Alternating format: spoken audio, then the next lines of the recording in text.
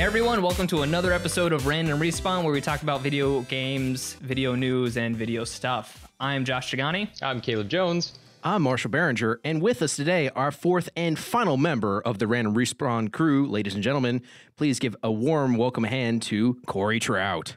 Hello, world. Hey Corey, I hope you enjoyed that warmed, welcomed hand, as Marshall says. Nice. It was nice. Yes, welcome aboard, sir. Corey is another college buddy, and Corey is quite the gamer. Corey, please talk about yourself and your gaming. Well, yes, I did attend college with all these fine mental gin, and a lot of games were played during that time. Talking about my gaming, I don't know. Currently, gamerscore 44,000, so that gives you an idea.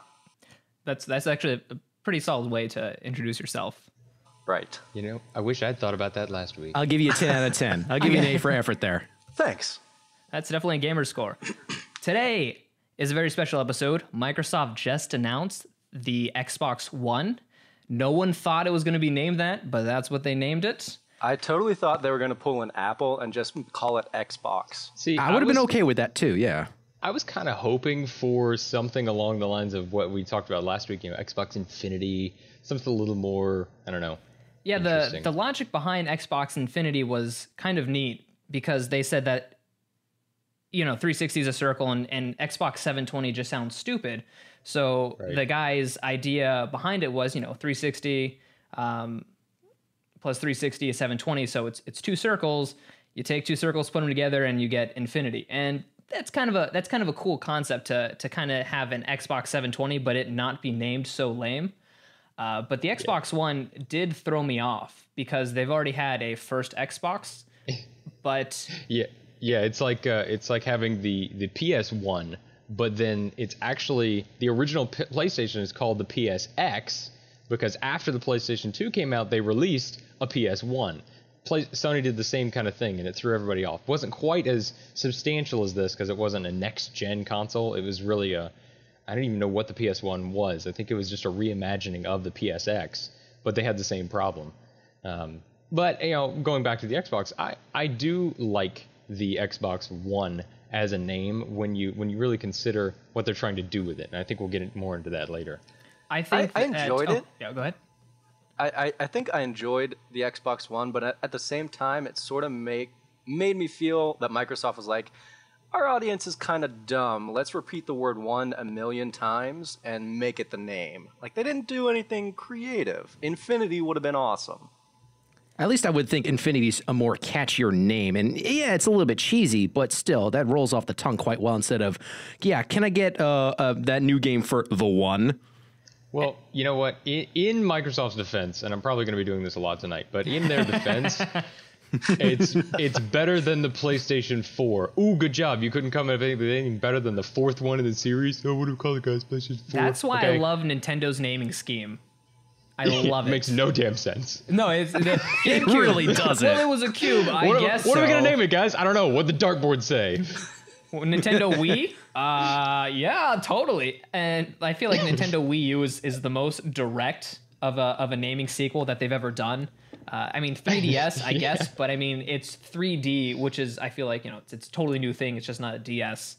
I don't even know what DS stands for, but, you know, that's Nintendo. I don't know what a Wii stands for, but I loved it. But to the detriment of the Wii U, it's been causing a lot of, you know, confusion for consumers of, wait, this is a new console? I mean, hell, a buddy of mine just recently when I told him about it, he's like, wait, Nintendo has a new console out? When the hell did that happen? That makes sense, but I mean, don't you think that you go from Xbox 360 to Xbox One? And I'm going to pronounce Xbox One as Xbox Juan from now on, like as in the Spanish Juan. Like, hey, Juan, come over here. And like Juan, Juan. Yes. For Jose, our Mexican listener that Marshall has made a listener. I still think he's our only listener. I don't care. Misunderstanding of the quip that I had, but that's shut up. I hate you. It was a terrible misunderstanding of a joke that turned into a fake viewer. It did. Yes, and I'm okay with this. You're also okay with soiling yourself. Oh my God! Stop it. I bear witness to this. All right, let's enough monkeying around. Normally we talk about games that we've played, but I feel like this is going to be so action packed that I don't even really want to talk about that. But I'll leave it up to Marshall because Marshall loves tradition. Look, I mean, I'm all for tradition too, but there's been a bomb that essentially dropped today, so I would think we should probably just get right to it. I mean, yeah, we play games, and we'll talk about that next week, like always, but I think this is important for us to really get into it. But Caleb did make a noise, so... You're breaking my heart over here. Okay. We're doing it. We're doing it. We're doing it. Okay, we're going to do it. Stipulations. One game, very quick. Yes. Okay, Josh, you got to start. Guns of Icarus. Okay, that was very quick. Well, yeah, I do what I can. I'll go next. My game, Super House of Dead Ninjas. It's on Steam, super cheap. If you like Meat Boy and Ninja Gaiden for the original Nintendo, buy it. You'll love it. I recommend that game to you. Okay, you got to give me props. Okay, Marshall recommended it to me, but he didn't buy it. But he did recommend it, and it's awesome. Corey, go next because I can't think. Gears of War 3 Judgment, just because the DLC came out. So don't you dare ask me if I've bought that yet. Stop it. Hey Marshall, stop I got it. a question for you. Stop it. Don't you dare. Gears of War 3. I own that. Ooh. I own Gears of War 3. You know this. Just Gears of War 3. Yeah, exactly. But I haven't been playing that. What have I been playing? Don't Starve. I've been playing that. It's kind of like Minecraft, but it's a 2D cartoon style. It's made by the guys who did Mark of the Ninja and Shank. It's a lot of fun. I would also recommend checking that out. It's like $10 on Steam. Agreed. Okay, moving on. Moving on to the press conference. First thing I want to just get off the table, get it off my chest, because when in reading about the things that were released, you see a lot of hate for people. Or from people about, they didn't talk about games, blah, blah, blah. Well, it's a console release. It was the only thing running through my head when everybody's bitching and moaning about Microsoft press release not being great. It's because it's a console release. It's supposed to make you want and be interested in the console. I know that games do that, and as gamers, that's what we want to hear about, but this wasn't geared towards the gamers. That's what E3's for. Yeah, didn't they even make a point of that? They made a point of saying that we're saving the games for E3. I know, and there's still hate over the internet, but that's what the internet does. So I guess that's shame on me. I think a lot of that comes from what I was watching during that whole press conference. Like, I feel for the PlayStation 4 when they announced it, a lot of that talk that they were just going about was just all about tying it back to games and gamers. This, what they were talking about, a lot of that, the Kinect stuff, that was cool and all, but it didn't really seem like, okay, what's really the point of it? Yeah, it's a cool feature, but like, I don't really need it necessarily. But the rest of us did need it because there's been so much speculation, so much rumor. I mean, there's been nothing released from Microsoft up until this point. And so it's all just been rumor, and a lot of it has turned to just outrage from, the always online rumors and all this other stuff. And so they wanted to clear the air and actually get people to look at this console in a positive way. And so they were showing off all of the neat things that it can do. They're trying to turn people's opinion about the Kinect around, because the Kinect has been just almost abysmal on the Xbox 360. It has been hardcore. And so it's all of those things, and they're trying to put it all in a new light and a new perspective on their own terms and in their own way. And so for that reason, they couldn't focus on the games for this 1 hour press conference. I think it was actually a brilliant marketing strategy because previous console iterations have had like 2 E3s to be presented at. This one only has the one because it's coming out so soon. And this one, they led with, this is the new console. Let's debunk all these rumors that you guys are sort of bitching and moaning about.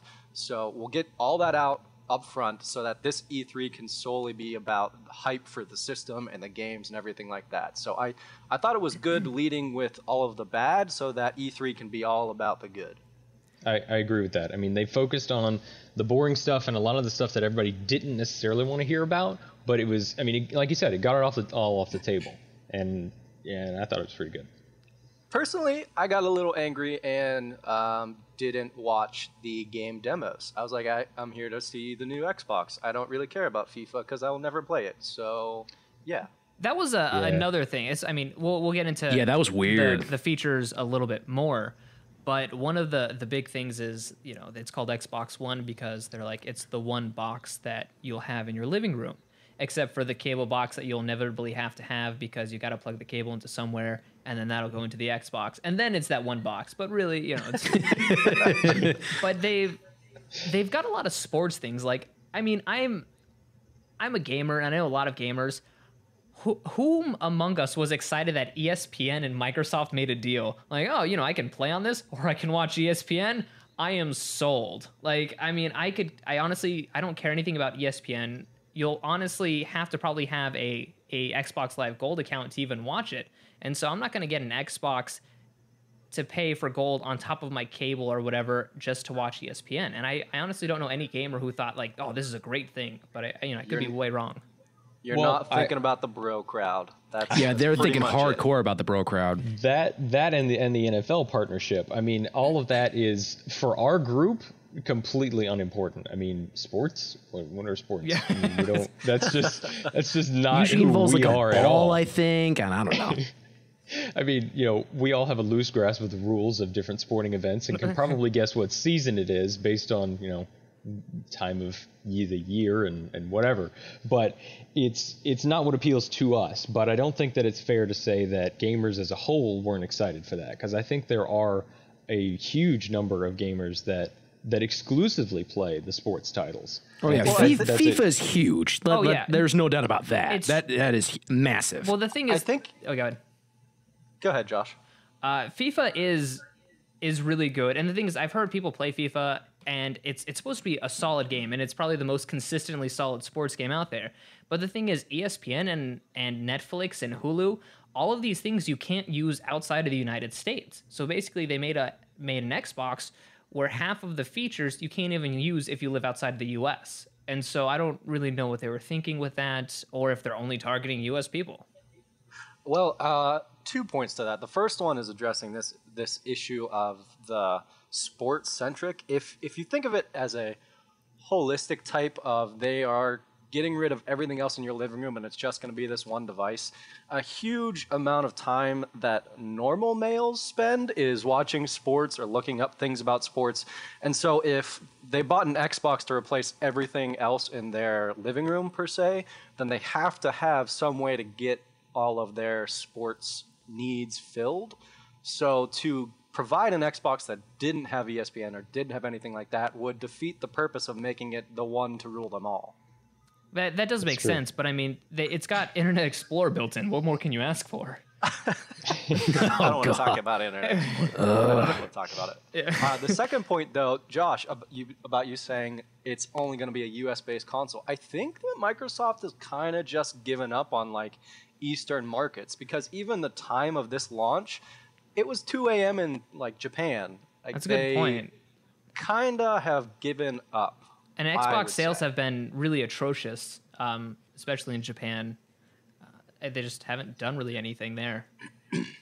Yeah, I think that might be some of the focus, which is unfortunate because I'd like to see some more excitement from the Eastern markets, especially for Eastern developers and things like that, because the games and the resources that they bring are just always awesome. I mean, Japanese games are just ridiculous, and Japanese developers are some of the best. So I would love to see them actually be excited for the system. But I think that from a business standpoint, Microsoft kind of is trying to cut their losses and focus on what they do well and the market that they know. That's a pretty fair assessment. Yeah.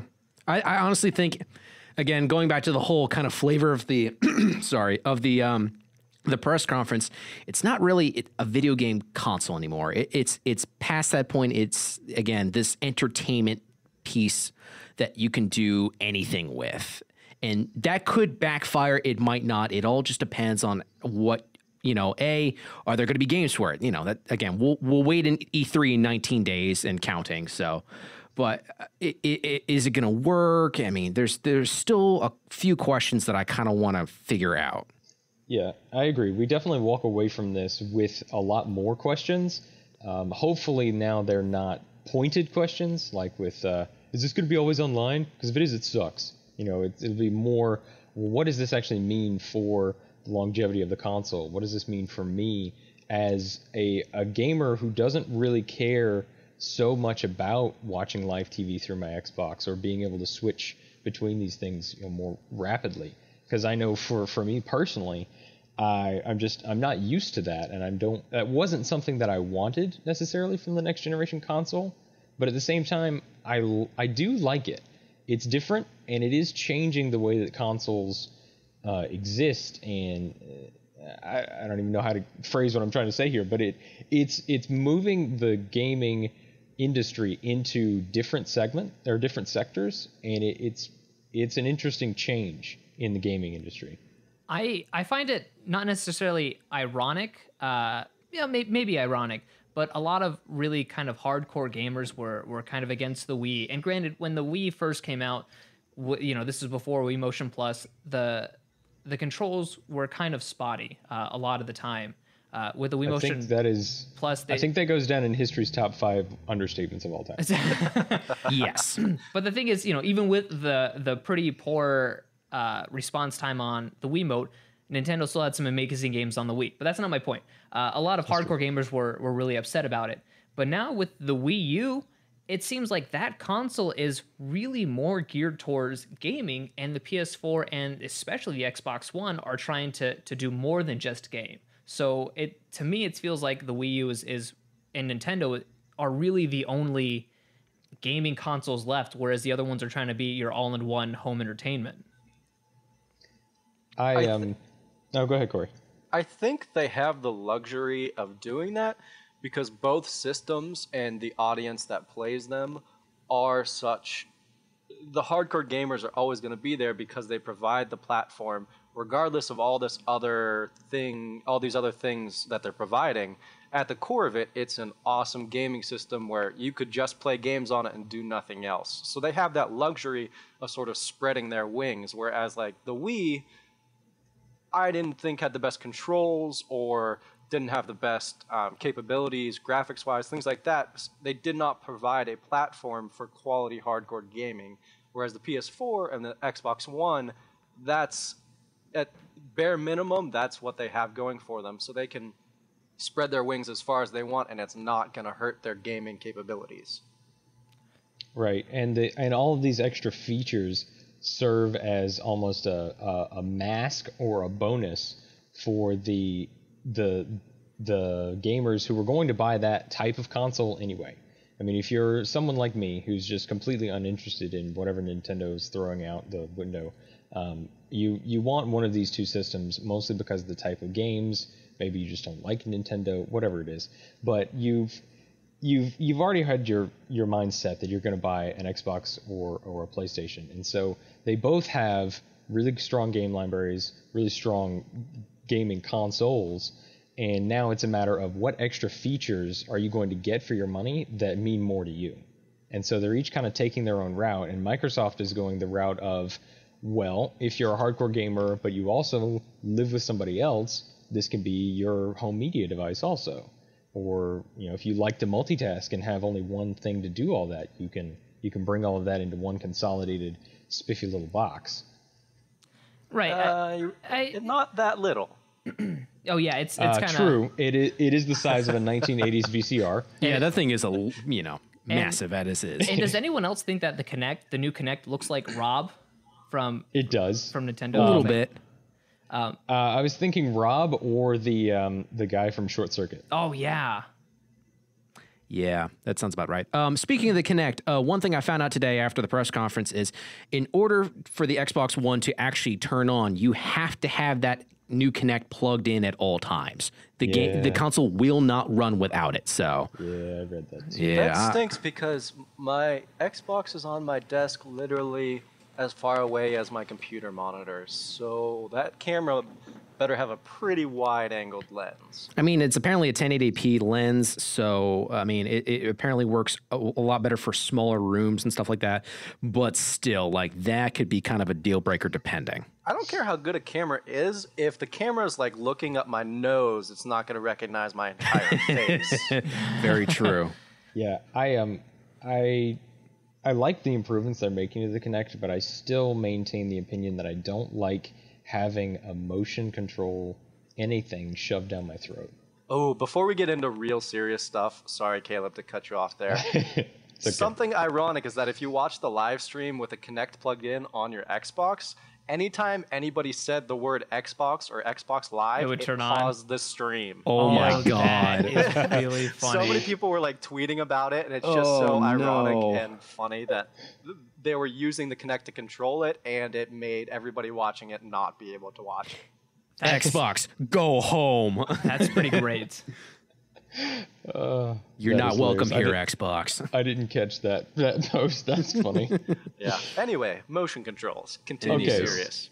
So back to serious. I mean, I like innovation, and I like games going in a different direction and trying to be more than a dude sitting in a chair playing with a controller. But unfortunately, that's also how I grew up. I mean, I grew up on the original Nintendo, and I like just having something that simple. I don't like using voice commands. I don't like swiping my hand to do things. I just want to sit down and hold a controller and play my system. And if I want to buy the Xbox One and I have no interest at all in motion controls, I still have to have that Kinect. And I saw this trend coming with the Xbox 360, where they began to slowly have games that were better with Kinect, and they're trying to do more and more things to just force you to have that Kinect, and now it's just there. It's out in the open. You have to have the Kinect. I wonder if that you can use the smart glass or the controller in a way that mimics the same functionality as the Kinect, because I could imagine the like pinch and zoom and all that kind of stuff can be handled on a tablet, and they're pushing smart glass so much that maybe you have to have the Kinect, but maybe you never have to use it. And that's what I'm sort of banking on, because I'm right there with you, Caleb. Yeah, I hope that that's the case, because I mean I don't know. That is the one thing about the new Xbox that I am gonna have to see more to get over that little hurdle. Quick question. Hold on. For Smart Glass, I just wanted to reiterate. Smart Glass only works on Windows-based phones and tablets, right? No, it works on No, iOS. you can have it on your iPhone. Oh, okay. Never mind then. I was about to say. You can use iPhone it and now. Android, right? I mean, Yeah, no, it's available. You can smart glass Game of Thrones and get extra features while you watch HBO Go. Not that I'm advertising Xbox. I just can't. Thank you for that. Thank you for the plug for Xbox I use it to and Game type of out Thrones. messages now. If like I don't want to voice record, I type it out on my phone. Smart. Oh, I'm I smart. need to get with the I can handle times. things. Speaking of controllers, is it just me, or does the Xbox One controller look like an original Xbox controller? That thing looks huge. The beefiness of it. I don't. It looks like they added a lot to the top of it, but it doesn't look like it was as fat as the original one. Right. It's definitely. I was gonna say, do you actually remember the original Xbox controller? Because that was I a do. hamburger. It was I mean, that huge. that was like the Big Burger Game Boy, times 2, and with handles. I mean, that's what that thing was, and it was awesome, but it was just enormous. I And think this that controller, top little thing is just throwing me off. it's weird that the Xbox button is up there. I'd like to see what they're gonna do with that, or how that's a that actually button? feels. I don't I even didn't know if even it's know that was a button. I don't think it's a button, Caleb. I think It's just the the logo. Xbox button. I think it's the just- guide button. It's the guide button. I mean, guys, it doesn't look like it's extruding unless it's like a totally touch-based button. it's a touch button. Oh, it is okay. Oh, the thing at the top? Yeah. Hold on. I'm looking at it right now. Xbox If I Because I can mean, get why would you need that button when you've got Kinect with all of its voice capabilities? I honestly, I don't think that's a button, man. I think that they just expect you to hold on. talk. I think that's just a light. Hold on. Let me see if I can find a bigger screen. Maybe it is. I think it might have to do with the Kinect, because they said think that it's a whenever button. you pick up a controller, the Kinect recognizes it and defers some of the commands to the controller. I remember hearing that somewhere. I'm pretty positive they have to have a guide button.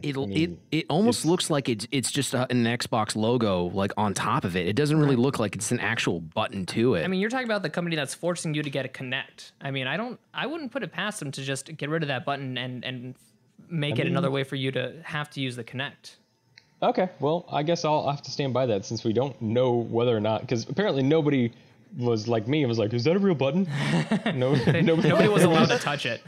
They Nobody's showed the seen- controller and they were like, we have 40 new patents of technology in this controller, and didn't say any of them. I was Said like, you no. can't tell me that. Take our word Okay, for it. okay. By the way, that's another thing I didn't really like about this conference is they used a lot of buzzwords and shit like that, and it's just like, okay, It's filler. It's a business conference. It is. It's all jargon. It is a business Do you actually have a business job? No, you don't. 90% of No, what I you hear know. every day is jargon. Yeah, it's true. It's just what happens. But anyway, made me so go ahead, happy Josh. that Sony's stock rose 8% at the announcement of Xbox One. I loved it. I saw that. I saw that. That's funny.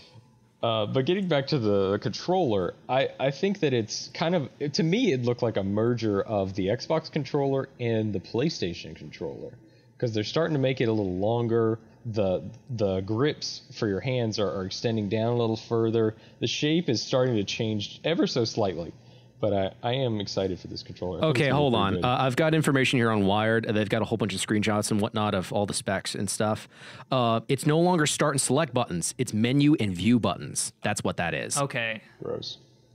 Menu and view. What does that mean? Those are Apparently, the so back and essentially, select, or the back and start buttons. yeah, it's no longer that. Yeah, so that means that thing on top, yeah, from the look of it, is not the guide button anymore. So the start is now menu and the other one's view. How do so you pause the game? I guess under menu. You shout at Connect. Pause it. Pause it. Xbox, stop. Stop it, Connect on my Xbox. You need to make a safety word for Xbox. Xbox flugelhorn. Xbox, no means no. Xbox Oklahoma. Okay, well, I stand corrected. That's not a button. Well, we don't know the yet only- until one of us the- touches it. That's yeah, true. until one of us the touches only it. extra technology patent about the controller they released were the rumble pads in the triggers. Yes. I don't know how I feel about that. Apparently, it's supposed to be pretty good. From the couple people that got to play with it, but Right, but I don't know. what I'm about excited. what about like precision or something like that? If you like have to pull the trigger ever so slightly and then it rumbles and then you're like, oh shit, I mean, well, I can in see a way that being could symbolize neat. in a way that could simulate realism, if you want to go there. In the gaming argument, realism. Yeah, but, especially if like you're sniping or something like that, and you're in the sniper mode, and then normally Yeah. it's like they've got the heartbeat, and you got to hit X to hold your breath. I mean, why not just vibrate the trigger? I mean, just screw with you. I mean, I don't know. screw that. vibrate the trigger. Give me the option to turn it off, or I'm gonna be pissed. or grenade blows up next to the sniper and he still can't quickscope you because his controller's vibrating so much. I don't know. So how excited were you Just guys saying. about the new achievements and the way that They didn't talk about it. I'm so pissed. Yeah, what's going on with this achievement? I haven't really learned too much about So that. We don't know. from what I've gathered, they had an interview with somebody from Microsoft, and they said that they were going to try and have dynamic achievements. And so basically later on in the game, they can kind of monitor gamers' patterns and things like that, and then possibly add new achievements to steer gamers into a different direction of playing the game or something like that. And that's what I read. Whether or not it's true, all this is kind of speculation, and probably until E3. But that's what it seemed like that they were doing, was that you can get all these achievements, and then the developers were like, well, no one's going to the top of this mountain. Why don't we just add it now? And they would. I'm looking at the one picture they showed during the presentation about the achievements. And one thing, they have a little trophy. I don't like making achievements. The PS3 or PlayStation already has trophies. Let it be. Another one, though, it says that, yes, you're right, Josh, where it's dynamically at any time, developers can add new achievements. And then it looks like it's more of, if you've ever gone onto Xbox.com and look at like your stats, where it says like 86% of all players have gotten these achievements and like 56% of your friends have gotten it. So I think it's a lot more of comparison than anything else. More wide comparison, because right now you don't know if somebody else has gotten it. If you actually actively look at their profile and then go to the game and then compare you and them side by side. So if that's the case, I really like that, because it's no secret that I like achievements. Yes. And I wanted to hear more about the achievements and what they're doing, what they mean by dynamic. What directions are they trying to take this to be able to track, as they said, how you play and not just what you've done. Yeah, my mouth started watering as soon as they said that. Like, give me more. I want to know what's going on with these achievements. But yeah, I want to see if dynamic changes in achievements can be used for good or evil, because I can see just like, I don't know, say a Dark Souls game or something like that, and them being like, oh, you got all the achievements, here's a new one. It's going to take you 40 hours. Yeah, I agree with that. I don't know what it's going to do for, we're talking about being able to compare achievement tracking a little more, but what is it going to do for people like us who like to actually complete games and go in it? And if you spend all that time doing it, or if you spend all that time going for an achievement and then they either change it or they add a new one at the end and you're just going, oh my God, why? I don't know what that's going to do for completionists. Yeah. I mean, even now, the achievements that have been really hard, developers have changed the game to make it more accessible, like going from public to private matches, things like that. So if they're already doing that here, like, I don't want to be 20 hours deep into achievement and then they make a playlist where I can get it in 5 minutes. Like, I think, unfortunately, though, that's just going to be a part of it, because I think that's a risk that we take as the completionist to try and get that first and get it the right way, when the game first comes out. It's always going to be a factor where they're going to looking on a brighter side, I wonder if they will show you how you got the achievement, because they're pushing like it's more of personal. Your achievements are more personal now, so maybe it'll say like, this person got the achievement before we made it really easy. I would enjoy that. That would be nice. That's true. And they also briefly talked about in the beginning of the press conference how they will have a in-console editing program so that you can record. So psyched.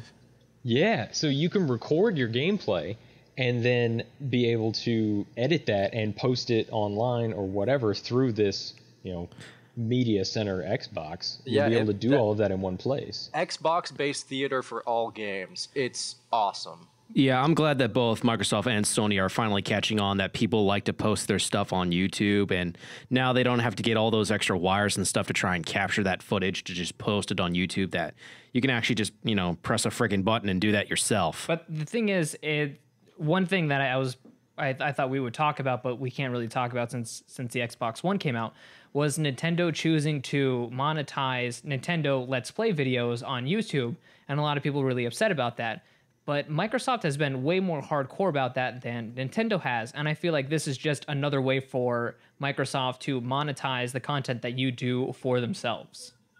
Way to bring me down, Josh. I do apologize, but see, the thing is, you'll still be able to do it. You just won't be able to make any money. Right, and that's the same thing with Nintendo. Nintendo is not taking videos down; they're just monetizing videos of their game that you uploaded.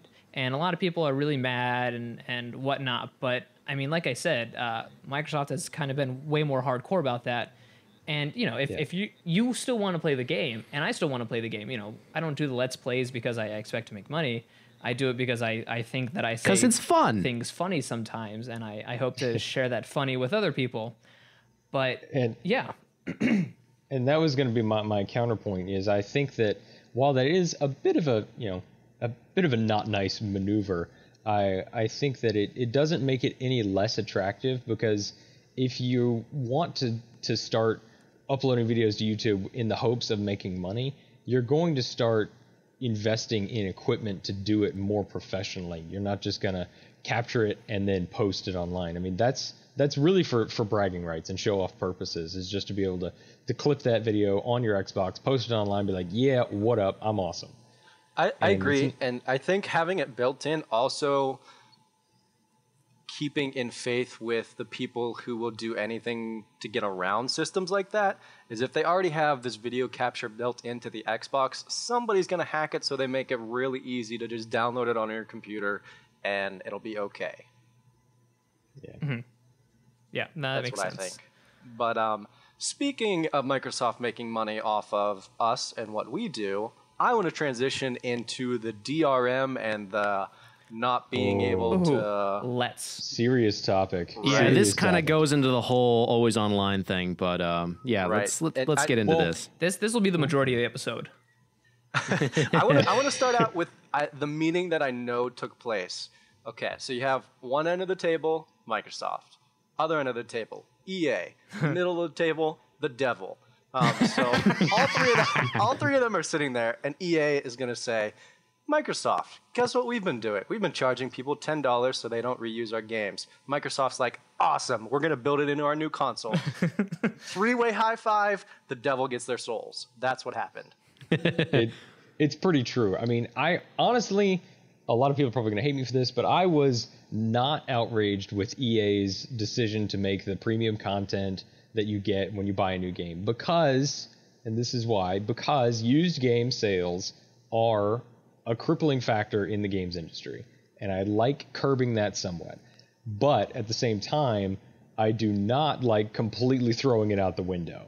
There's a line you can't cross. There is a line there. While I like to be rewarded for being the guy who gets the game at midnight and buys it new every time, I like to be rewarded for that. And so it almost was an extra little incentive for me, like, oh, but if I buy it new, then I get a couple extra things and I get the online pass and I don't have to worry about any of that stuff. And so I didn't mind that so much.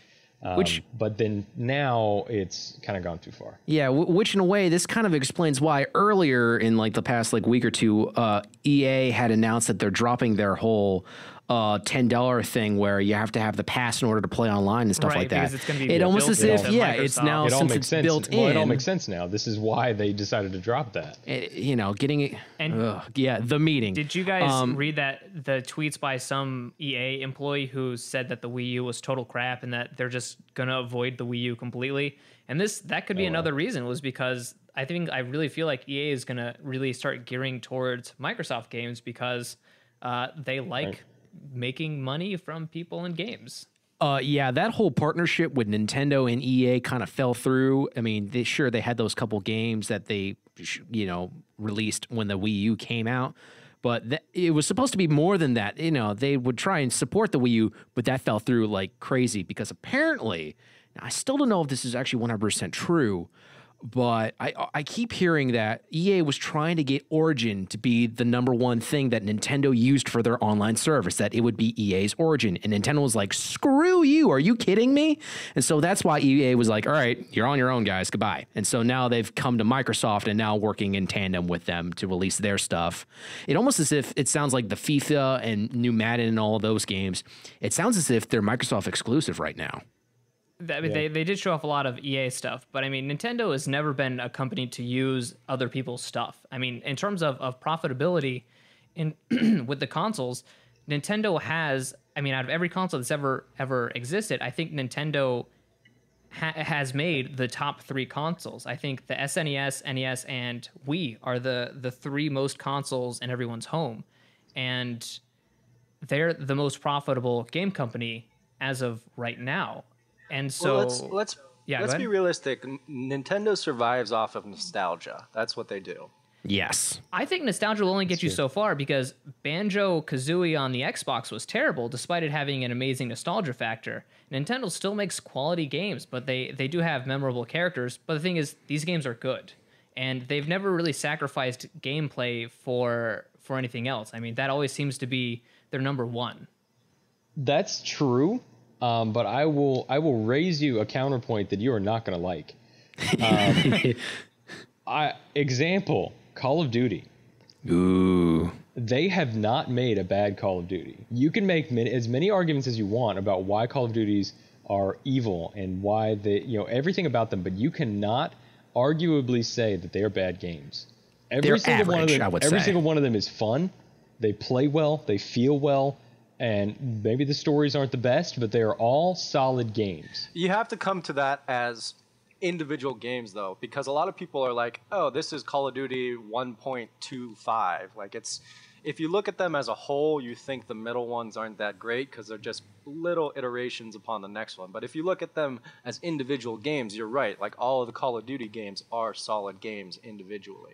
And that's the cookie cutter that Nintendo has for all of their beloved franchises. They don't make incredibly original games. They don't make, they just have a Call of Duty cookie cutter for a Mario, for a Zelda, for everything else. And it works, and it's brilliant, and they're not bad games. I'm just saying that still plays into them being able to milk the nostalgia by using their magic cookie cutter and making the next great Zelda game that really isn't that much different or even that much better than the ones that you loved before and got hooked on the series. They can only do that for so long. I kind of agree, but I mean, at the same time, I guess Call of Duty can only do that for so long. And Call of Duty 3 totally. was really bad, and it was actually super duper terrible for the Wii. I actually had it for the Wii, and it was such a bad game. Me too. It was terrible. Oh, Yeah, so I mean, why would you do that? Why would you buy it for the Wii? That's just dumb. You can't have a bad Call of Duty. I mean, granted, someone out there probably likes Call of Duty 3, but that is easily the most forgettable one. But I mean, if I will give you that point. Wait, hold on. Are we talking about Call of Duty 3 or Call of Duty Modern Warfare 3? There are actually Call of Duty 3. No, just actually Call of Duty 3. But okay, thank you. I mean, if you look at, you know, I guess they have. I kind of agree, but I mean, when you have Mario 64, I mean, I feel like they've tried to expand on Mario's universe. I mean, you've got a 3D Mario. Basically, you can say, oh, well, it's always going to be a 3D Mario. But then, you know, they came out with Paper Mario, which was awesome. But then you're like, that's just a rehash of Mario RPG. And so, like, you can always say that it's a cookie cutter of something. But as of to date, Mario Galaxy 2 is the highest rated game of all time. Mostly because there's a lot more abundance of game review sites nowadays. You know, most people wouldn't say it's the greatest game ever made, but in terms of the amount of reviews that it's had, it's the highest rated game of all time because it was a really, really good game. I mean, it was challenging, it was fun, but you know, it's a 3D Mario. So I mean, is that really fair to say? I think that's the exception to the rule because Paper Mario 2, the cool new feature was that you could be a 3D Mario sometimes. No, like you could press a button and turn 3D. No, Paper Mario 2 was Thousand Year Door, which was absolutely phenomenal. It was the newest Paper Mario for the Wii. It was the third Paper Mario where you could be 3D. Right. Okay. And well, I still think that Nintendo does the cookie cutter, but has some wonderful exceptions to the rule. Like I agree with you on the newer Mario, the all-time selling one, but it's, for the most part, it's sort of the same cookie cutter idea that Caleb was talking about. I can kind of agree. And I'm not arguing that they don't do it well, right, and that those games aren't good. I'm merely arguing the point that we were originally making, where I don't even know what it was, but it was that Nintendo operates on nostalgia. But I think we could debate this forever. I would like to add at least one more thing about the Xbox conference before we wrap this episode up. Did anybody else have any other big things that they wanted to talk about? No. Actually, you know what? No, this episode's going to go long. We're not going to this cap is it. This is going to be be a long no episode. what. Yeah. Like, this is going to stop. I like it. Well, then we need to get back to the DRM, because we talked about the meeting, but you know, the trifecta of evil, but we didn't really talk about what they actually announced and what that means for the console. Yeah, we should lay out everything on that, I think. Okay. So here's March. Break it down. What do we know? Okay, so from what I've been reading up today, there is no always online. That only kind of involves the cloud computing technology and all that stuff. You could still watch movies, you could still watch television, you could still play games offline. But, and there's a big but to this, Microsoft has given the power to the publishers to decide whether or not their games need to be online or not. That's the kicker. That's true. Yeah, I remember reading that. The way that they did that was the cloud computing. Am I right? Yeah, I want to say something like that. Yeah, similar to like the way SimCity worked, where I think that you would play on their servers and it would relay a signal back to you. And in all honesty, if they do that, you may never need to get a new Xbox, because if you're only playing off of their servers and they upgrade their servers every year and whatnot, you may never need a new box, and that may be why they call it the Xbox One, because it'll get to a point where you are always streaming from their servers. Right, and it takes a lot of strain off of the system. I mean, almost to the point where like you're saying, I mean, they can just constantly generate new content on the servers, and you don't have to upgrade your hardware, which is amazing. So if they actually are able to turn it into something like that. So they may be sneaking that in there, where you will always have to. I mean, the console's always on. I don't think that there's a power button, and that's how it's so fast, because it's always on and whatnot. But it's always in a very deep sleep mode when you're not using it. Right. Yeah, hibernate. So I mean, they may slowly be I think the Kinect has to always be on full functioning, because that's how you turn it on. It's always watching you. Yeah, Corey's got a point. Which is scary in the first place. I'm afraid I can't let you do that, Davey. I don't know, just like all of this, the Kinect is always going to be on, always listening and watching to you. Like, you can't play games offline eventually. Like, right now you can. It's just, all of this is just leading to some dystopian future of you're always connected, you can't not be connected, we're always watching and listening. And maybe that's the fearmonger in me, but I don't like that direction. I agree with you, and the only thing that's keeping me from completely just jumping off a cliff and going that same route is the fact that Microsoft is not Google, and Google is Skynet.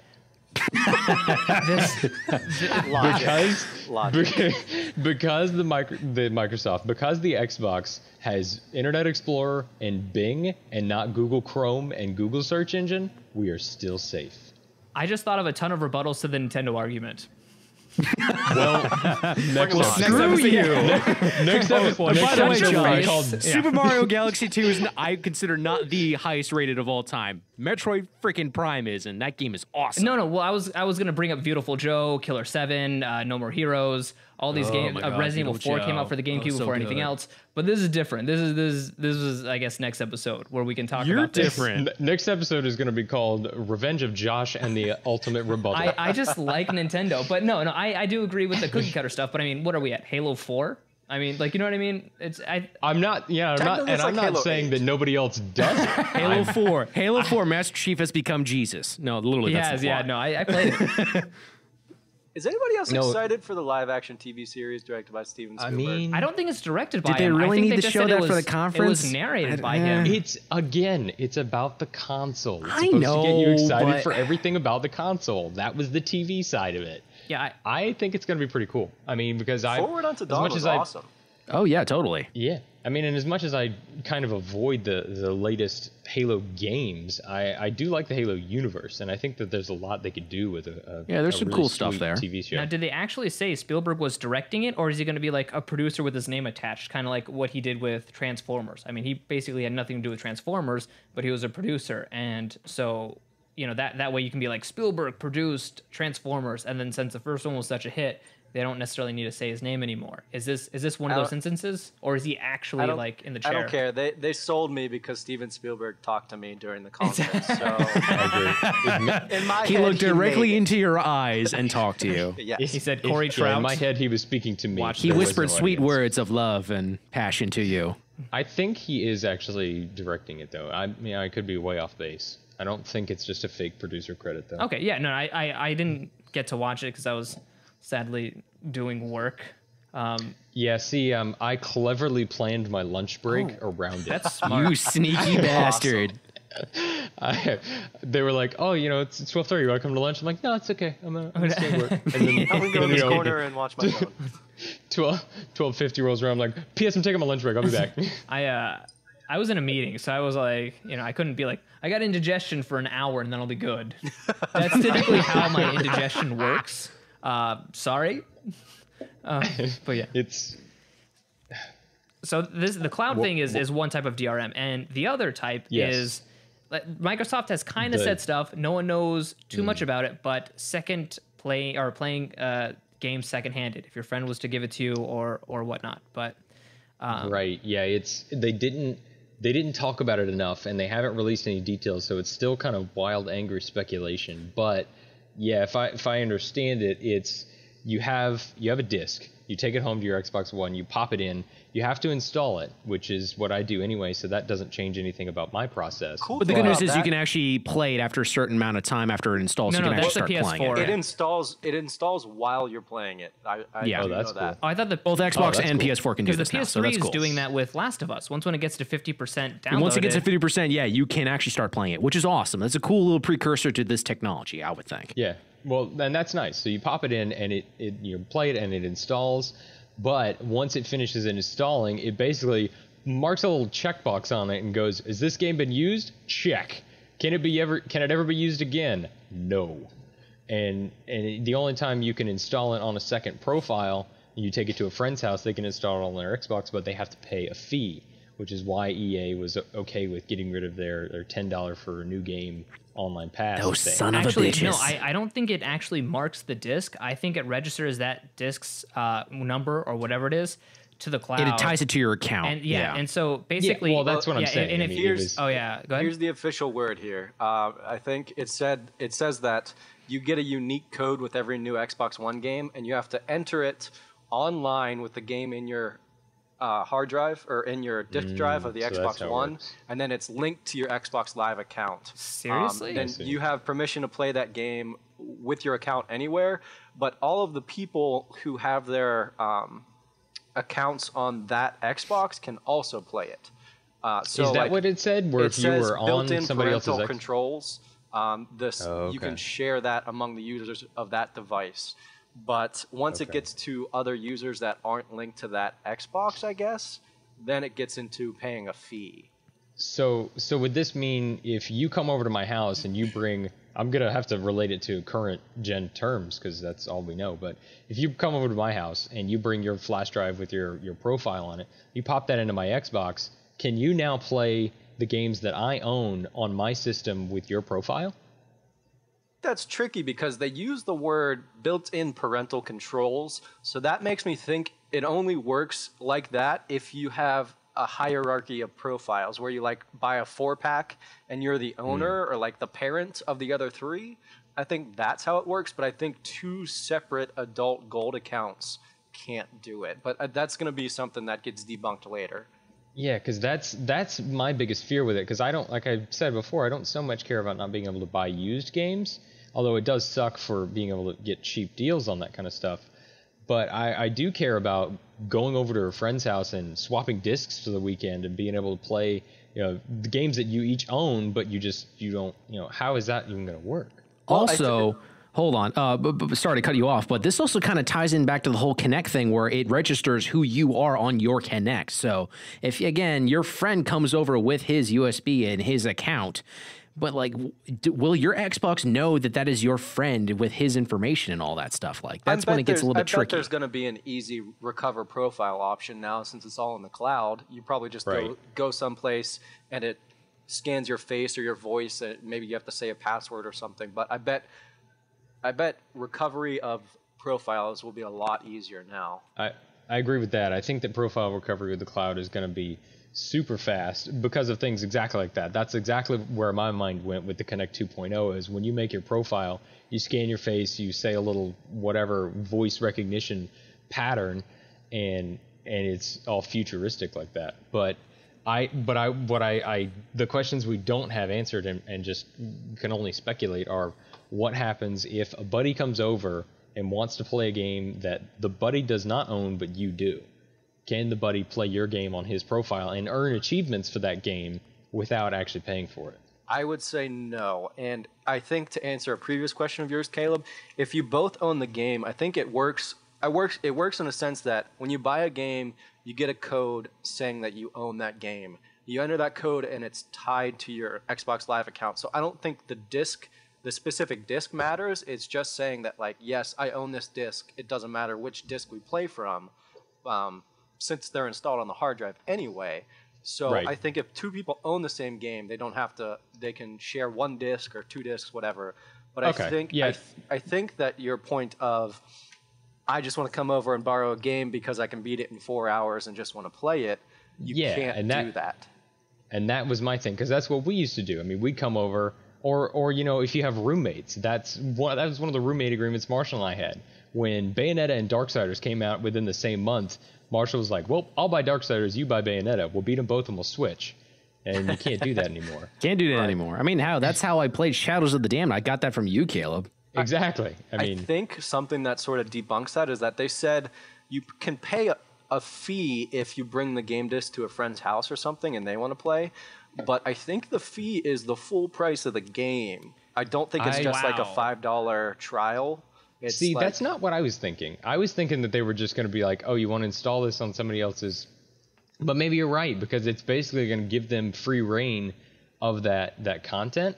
But what they'll probably do, and this is equally as evil as the meeting of evil trifecta, but they'll probably do maybe a timed trial almost of the game, where you take it over to a friend's profile, you put it on their disc, and they go, oh, okay, so do you want You want to pay the fee and you have the game permanently, or do you want to pay for it for the weekend and pay me $20? I'd be less pissed about that if that was our only alternative, but I'm still pissed that I have to pay for a disc I'm physically holding in my hand. Like, somebody paid for this, why can't I use it, even if it's just a weekend? That's a little, see, that is just, it's real shady. That's like anti-consumer rights type shit. Like, I mean, that's a whole can of worms that, I don't know. I feel like Microsoft really needs to like get the word out on what this is, because right now it's too many questions right now. Right. And I feel like this one aspect is too volatile for 19 days of waiting. And Right. I think I just found some official word here, if you guys don't mind me reading a quote. Oh, no problem. Where's that? As long as you are literate. and as long as you read it like Morgan Freeman. Morgan Freeman. I don't have a good Morgan Freeman accent. I could try and do it in a butchered British. Angelina Jolie. Ooh. Ooh, I'm not that I would sexy. say Julie. She has enormous lips. Yes, she How about does. Zach Galifianakis? See, you guys are naming such like weird, non-distinct accents. How about like, Bane? The final rises. Microsoft corporate vice president Phil Harrison? Molded by it. No, we're talking time I new was a Bane. That's man. not at all classic Bane. I was provided by I The really question- wish I had a cup right now so I can just talk into it. All right, this is the corporate vice president Phil Harrison. The final He was asked the rises? question. he got asked the question, but what if you want to bring a game disc to a friend's house and play there? He answered, you'll have to pay a fee, and not just some sort of activation fee, but the actual price of the game in order to use a game's code on a friend's account. No. Here's the Yes. kicker. Xbox support on Twitter is saying the exact freaking opposite, which is just, again, it comes back to they're completely different accusations right now, and no one is actually really getting the actual... It's speculation. I mean, it's still the always-on argument that was a part of the Twittersphere rage, but it's a different facet of it. But it's still going back to that. What do we do? How is that DRM going to affect? No, us? but that's it's not always on, but it is. It is always on. But it And the is. thing is, if you want to play a game, it sounds like you have to register it online. So it's like after you've registered it online, then you can turn off your console. But the thing is, the second it checks the activation number, because you put in a game and it has to connect to the internet, we've all been there where it won't let you sign into Xbox Live because there's an update and you just have to play the game offline. So you can't play multiplayer or anything like that because the game's like, well, there's an Xbox update and you can't play this game without this Xbox update. So basically every single time that you want to play a new game, you're going to have to connect it to the internet. It's going to make you download that update if there is one, and it's going to register your game. So just because it's not on Doesn't mean it's not on. Right. It is always, you basically have to always be connected. There's no way really around it. Well, their answer to the updating and stuff, they said that in the beginning too when you turn the Xbox on, is it will, because it never shuts off, it will constantly be updated while it's sleeping. And so when you turn on your Xbox, you don't have a dashboard update to sit through. You won't have a game update. I imagine that with your profile, those games, the updates will somehow stream through the cloud, and those will all happen automatically and passively, so that I you just won't want to have to see boot up the how game. pissed people get about how this one isn't a green console. If it's always on and always doing all of this stuff, and it's a brick of a machine, like, it's going to be drawing serious power all the time. Yeah, how much is your electric bill going to go up? Oh, yeah. Didn't really think about that. It's got to do something. And well, I think we've thoroughly discussed DRM, unless I'm mistaken. No, we have a lot of questions We about do. it, and it really isn't going to do us much more good to talk about it without. It's just going to make us more angry. It is. The last thing that I will say is that the used games, they threw out that you'll be able to sell your games on the Xbox One like interface. So Yeah, how the fuck's I think that gonna Microsoft work? is even trying to take over used games. Oh, interesting. So Yeah. That brings up a lot of questions like, do I sell my game on Microsoft One and get Microsoft points? Like, I want real cash, but that's the last DRM thing that I know of. Well, as a sidebar to that comment, Microsoft points are no more. It's actual dollars and cents now, like the PlayStation Store. So no longer will you have to pay money for money that then you can't use 100 points of that because you can't find anything that's 70 points on Xbox Live. That drove me. I thought they were sued for that because, you know, They were. That was a court legal thing. That's why they changed it. They had to give, like, whenever you buy them, they had to give the dollar amount next to the Microsoft points or something like that. Yeah, that's such a convoluted system. Right. Yeah, so that is going away, so it won't be... But still, but it's essentially like getting a gift card to Microsoft Online. Exactly. Like, I bring my games to GameStop. Well, I don't do it anymore because I got gypped on it once. But if I wanted cash for all my games, or like I gave up video games because they made me kill a puppy or something, like I want actual cash for that. First off, I love that killing a puppy is your example on the tip of your tongue. Oh, well, we were talking they about can kill a girl that's kind of a felony in Call of that you Duty, go to but if jail they for. kill an animal, forget it. Yeah. What's worse than killing a little girl in a video game? Killing her your dog. Yeah, that's right. Killing her dog. Boomer will live. But I mean, I agree with that. In the same way, though, it's genius because how easy is it going to be to sell your game on Xbox Live and then be able to buy a new arcade game that came out, but you just didn't want to shove over the extra $15 for it? Here's the kicker. They can then control how much that game's worth then. That's an even bigger point. That's what I was going to say. I would be all for it if, like, I traded in and they're like, oh, this is a full game. We'll give you full price. Buy whatever else you want. Like, even maybe, like, 50%. It's better than the, like, oh, you bought this game for $60. You bought this game for $60. Here's 2 cents that GameStop gives you. Yeah. Like GameStop's deal is the day after the game comes out. Oh, trade it in, you get $35 back. Oh, really? That's a bargain. I was hoping I'd get $35, hoping upon a star. So, all right, so there's a lot of economic and business juju that could go wrong with trading in your games online, and it'll be interesting to see what actually happens, what actually is released. I think Microsoft has the power to be awesome or evil with all of this stuff. Like, they could come out as a very customer-friendly, like, good company, or they could come across as Google, like Caleb said, like Skynet. They have the power, and we just have to wait and see what they do. With great power comes great responsibility. You're talking about the company where the first Xbox could play DVDs perfectly fine, but it wouldn't let you without a remote. You know what I mean? Well, they've had a rocky start. Yeah, but if you're talking about the first Xbox, it was like $1 billion investment, and they didn't make like a quarter of that money back. Yeah. So, but I mean, you know, I wouldn't be surprised. But all right, DRM aside, no one likes DRM, and the way that they're going is kind of scary. I kind of wanted to talk about the hardware and the HDMI pass-through and some of the things that they're doing with the television guide and being able to watch television and access the guide through voice, I think is actually really cool. It's not a reason for me to buy it, but I'm like, that's kind of neat. Still I cool. can get behind that. I really could. It is really cool, and it is that next argument to making it the one box in your living room. The only thing is how is that going, since it is basically a cable, top box, how is that going to work with the actual cable top box that you have? Where, like me, I have Verizon Fios. I can't just plug a Fios cable into the back of my Xbox and you can only use it in conjunction with one of those boxes. It's not a cable box alone. You already have to have a cable box of some sort that plugs into the Xbox, and then it goes from the HDMI cable out of the Xbox into your television.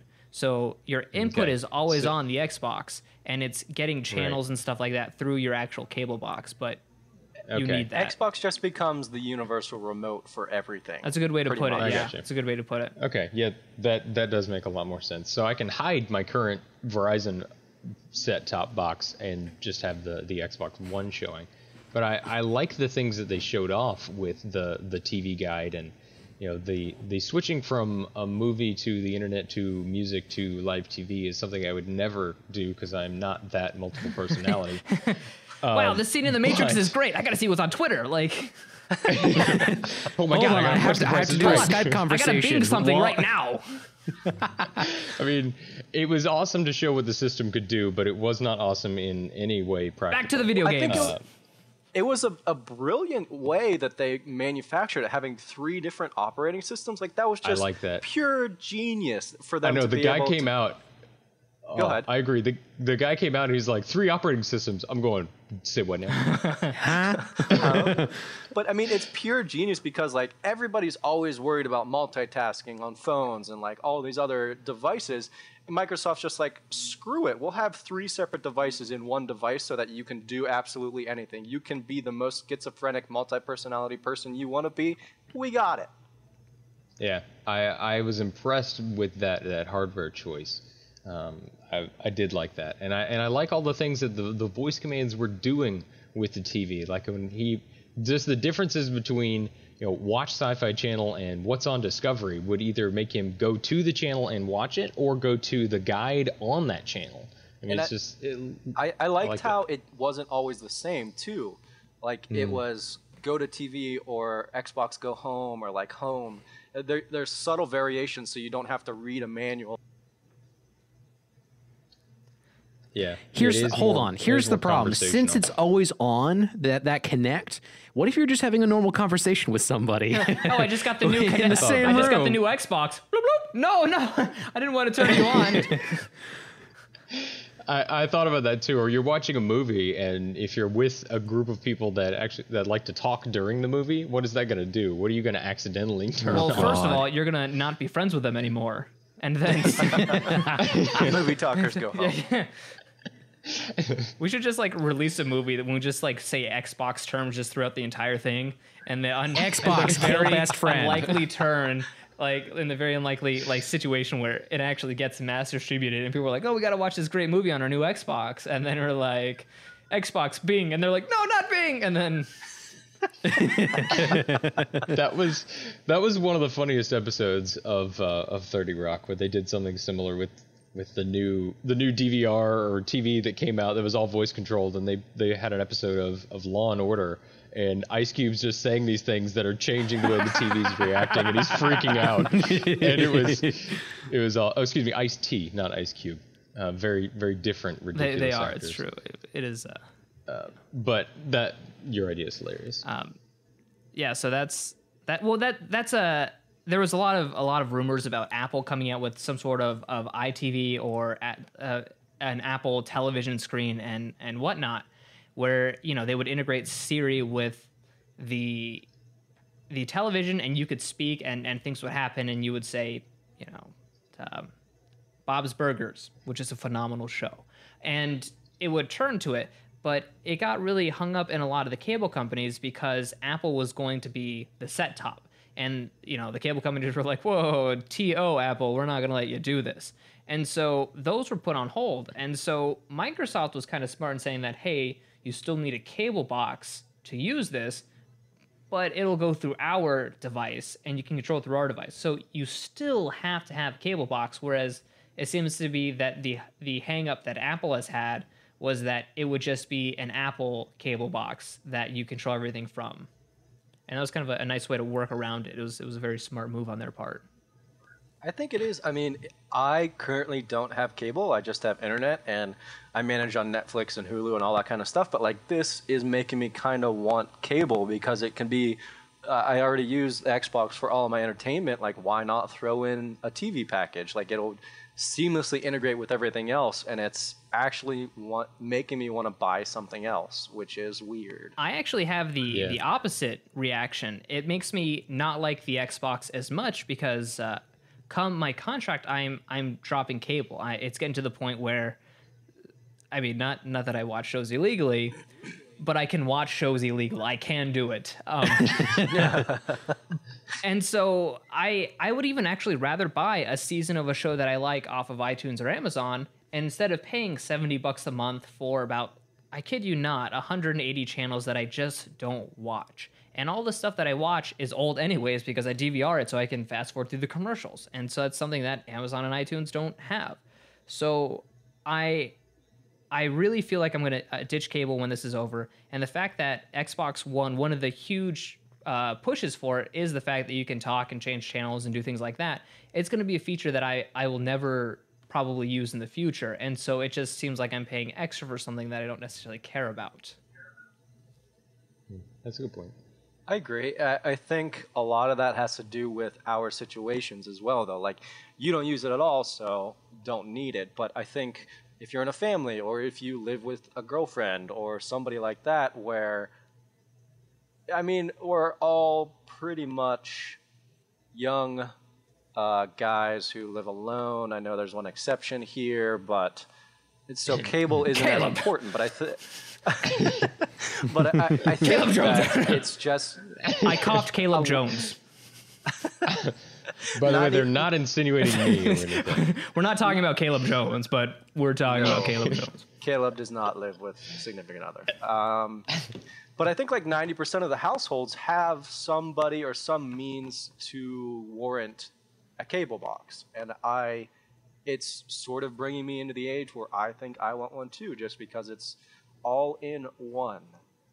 Right. Oh, I see what you did there. It's all See, in. I don't know. I feel like get back.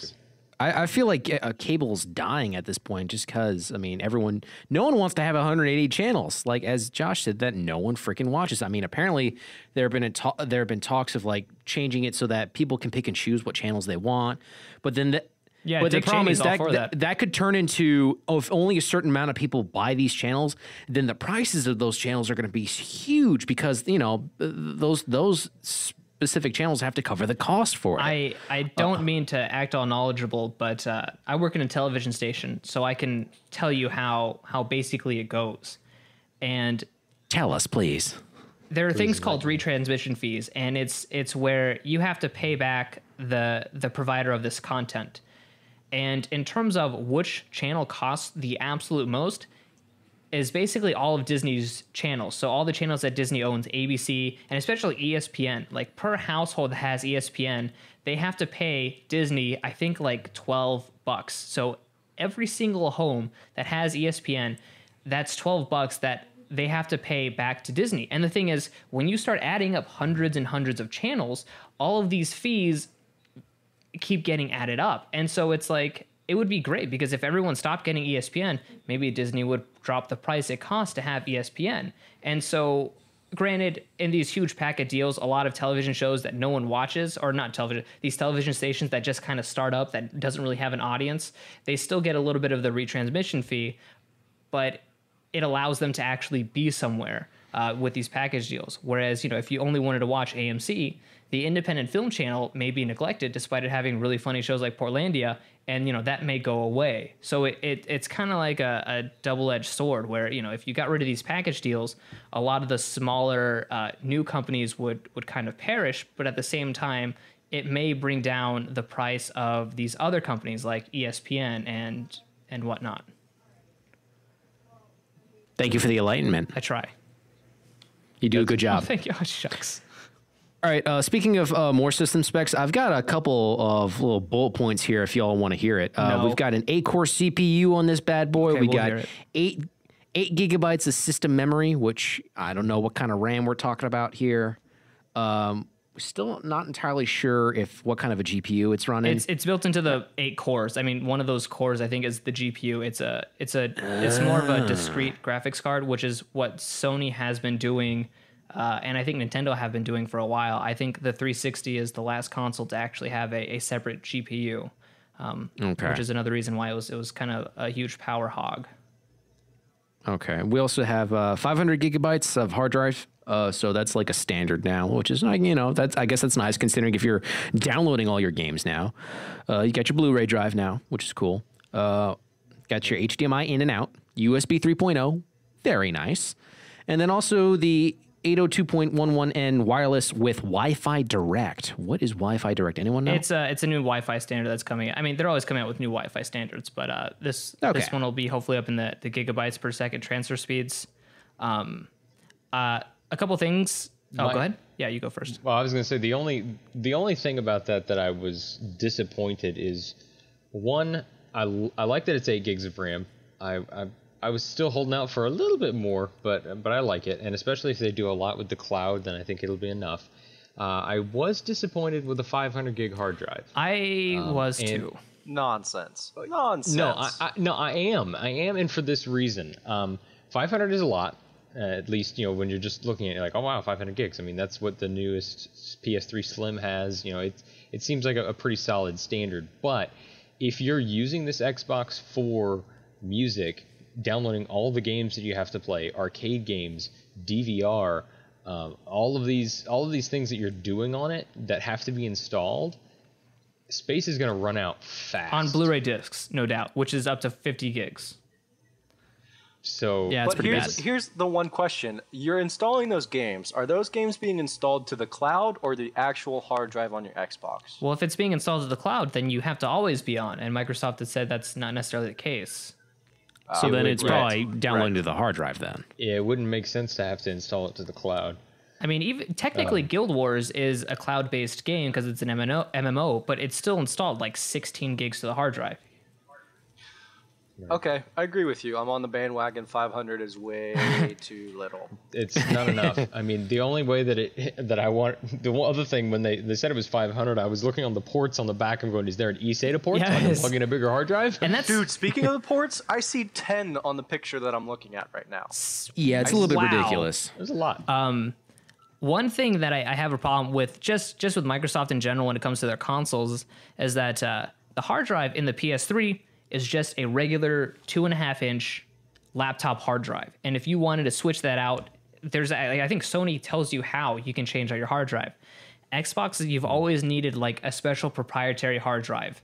And so those were always so expensive. To get a 120 gig hard drive back in the day was like $170, whereas you can easily get that as a regular hard drive for like 50 or 60. And Sony's been way cooler in terms of that. And I, like Caleb said, I think 500 gigs is too small. And I think Microsoft is going to make you pay an arm and a leg for their special hard drive that they have that isn't necessarily better. Especially in their thought process of what the original Xbox and Xbox 360 have been around for 10 years. This life cycle could potentially be they'd never have to buy another Xbox. Like this could be the only Xbox you ever need. From what we were talking about before, it's very short-sighted of them to not have a huge ass hard drive. And I'm also kind of disappointed in the lack of Bluetooth. I know that the Wii used Bluetooth, and I know that the PS3 for a fact uses Bluetooth in their controllers.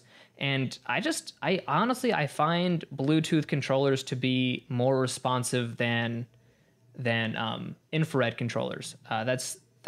I mean, granted, in terms of the fraction of a millisecond that you may experience, I've had better experience with Bluetooth. I like that you can actually pair your own Bluetooth headset to the PS3 and use that instead of having to buy the Xbox Live headphone. I prefer Bluetooth as a connecting technology, and it's not on this Xbox, it seems like, at all.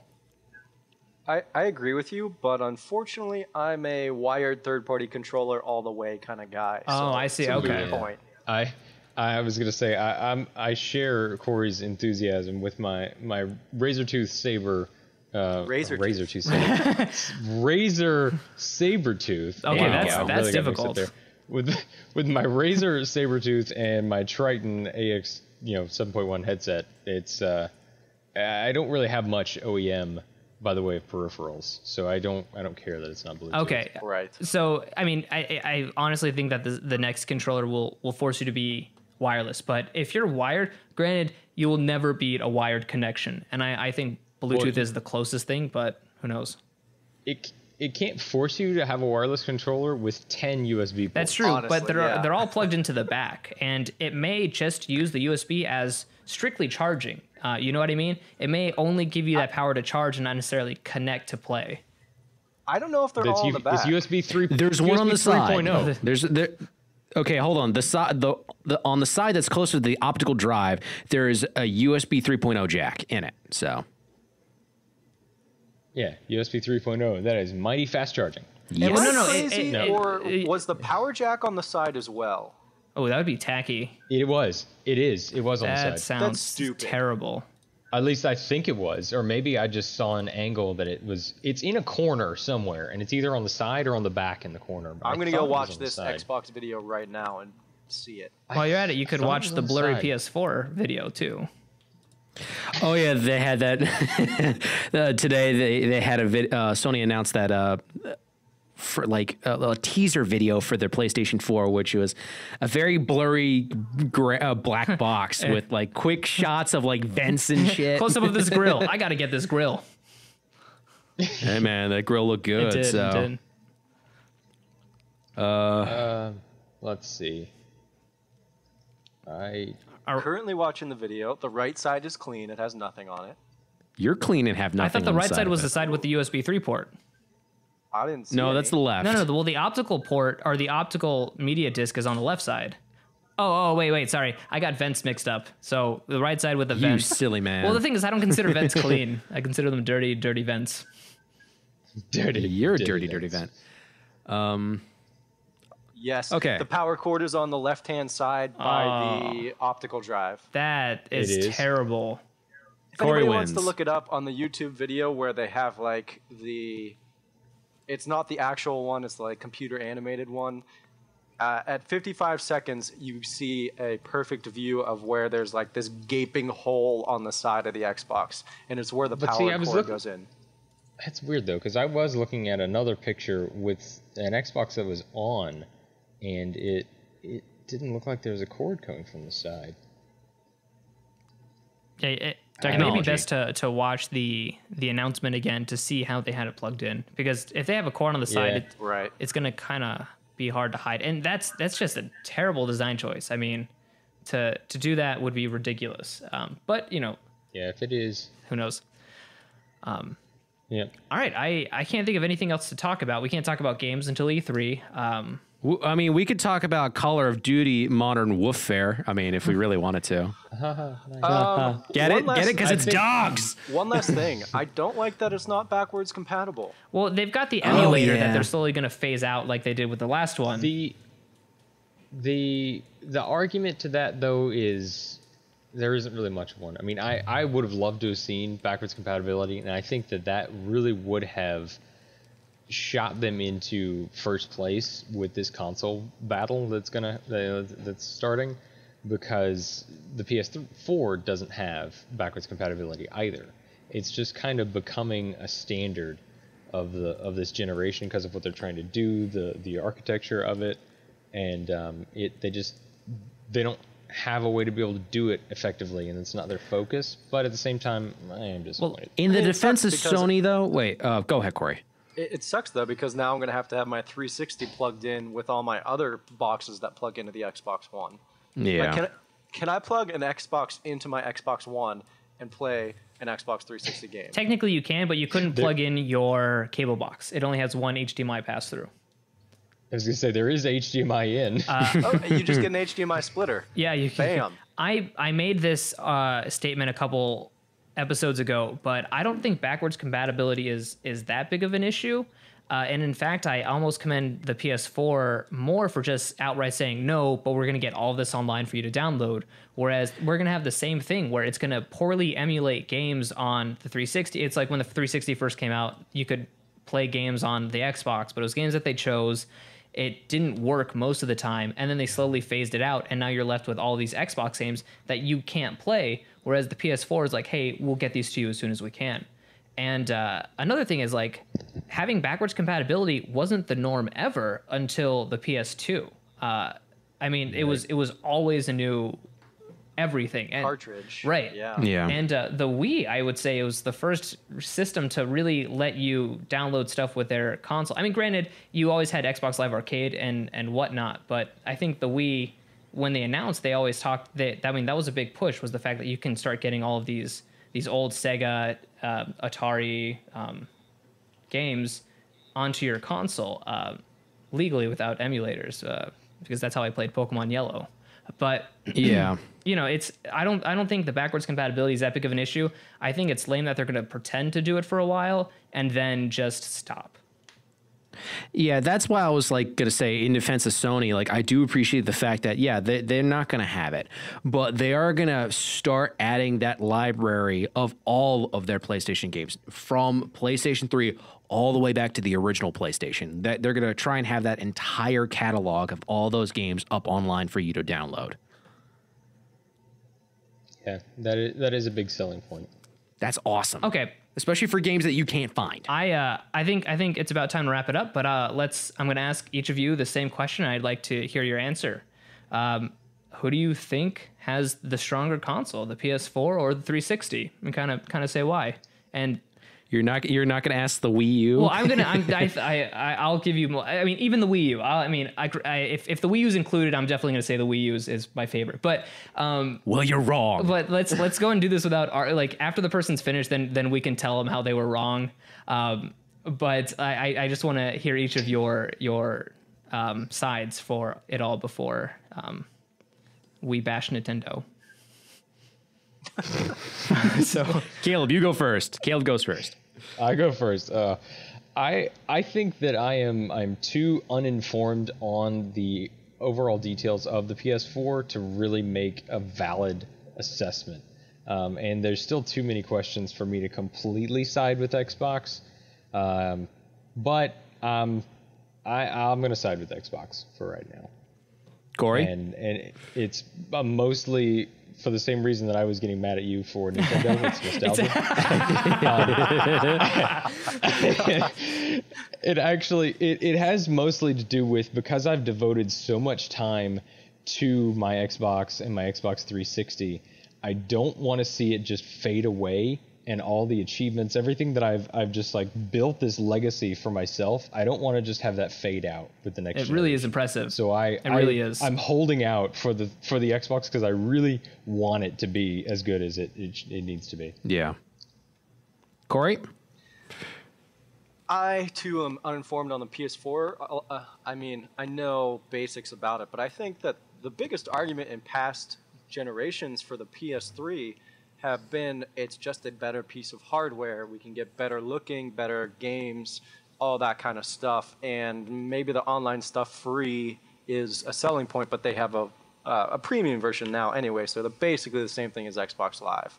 So taking that, I mean, we're at a phase where both of the consoles have awesome hardware potentials.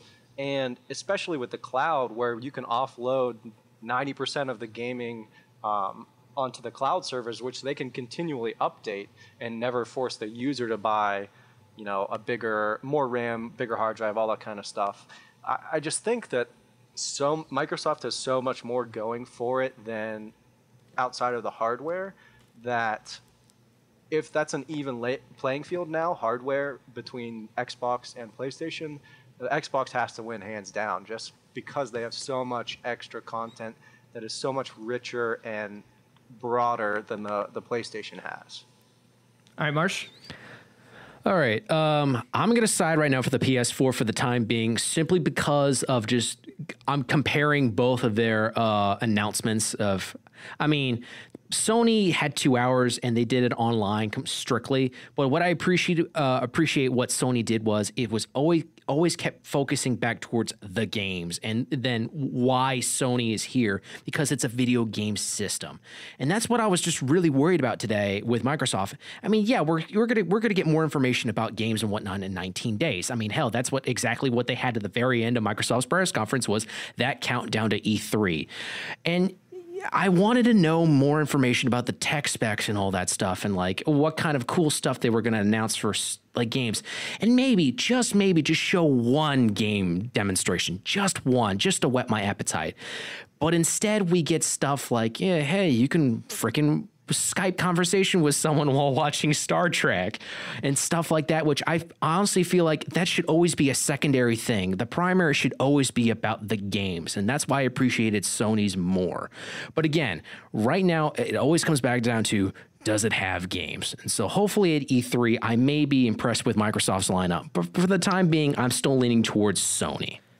I agree with that argument. I think that's a solid argument. The only thing I have to say to that is, I was stoked that there are, what they say, is it 15 exclusives? 15 exclusives in the first year, 8 of which are original new IPs. Yeah. True. That made me very, very excited. But how many of those are going to also be possible, Kinect, super-centric games, Yeah, I know they didn't mention that at all. But anyway, that's the only thing I'm going to say about does it has games. Yeah. And then, Josh, what's your thought?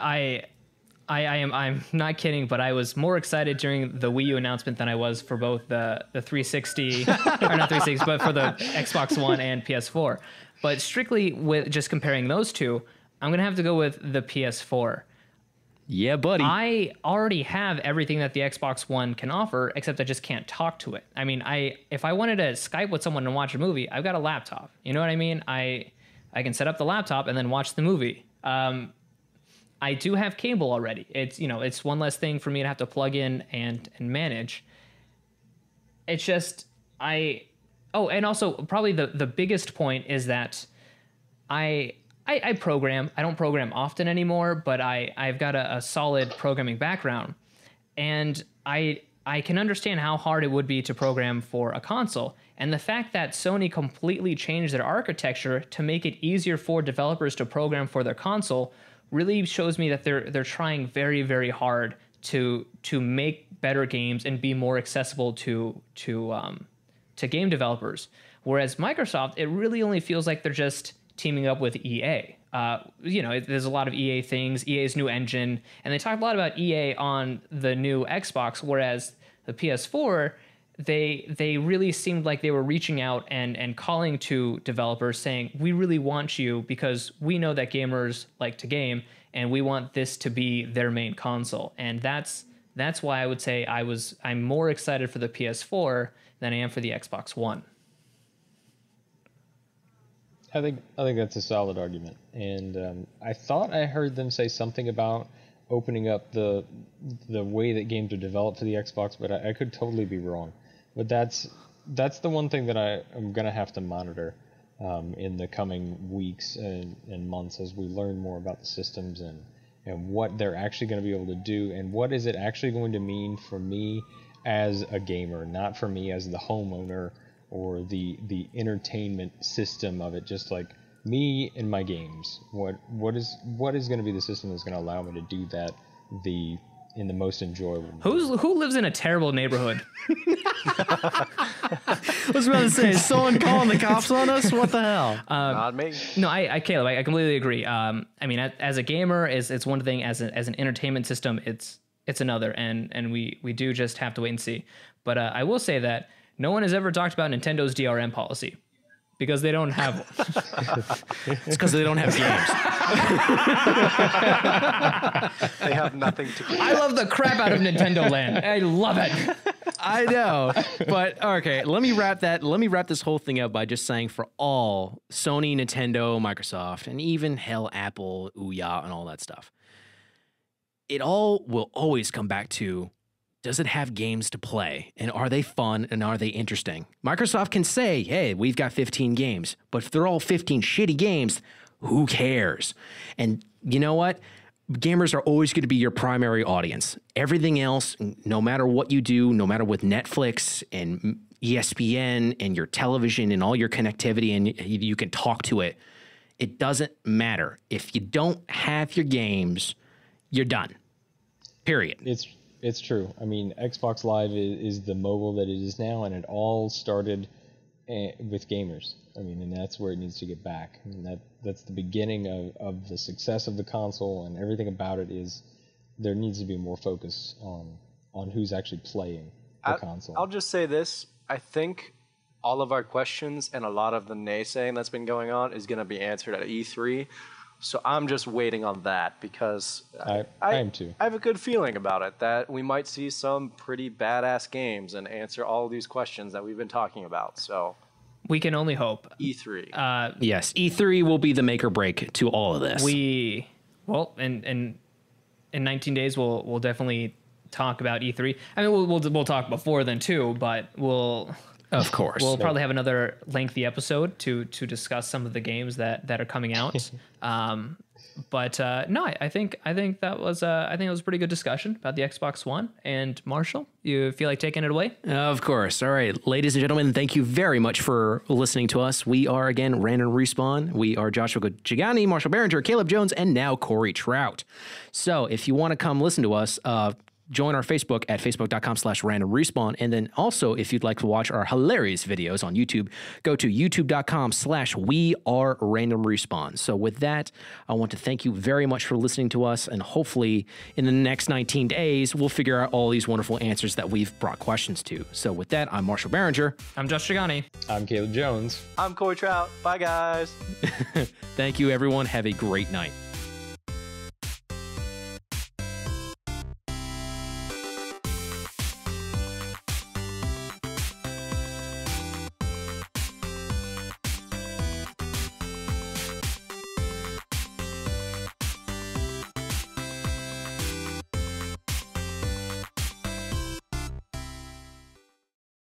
All right, that was fun. I'm not wearing a towel this episode. Oh, that's an improvement. Wow, great.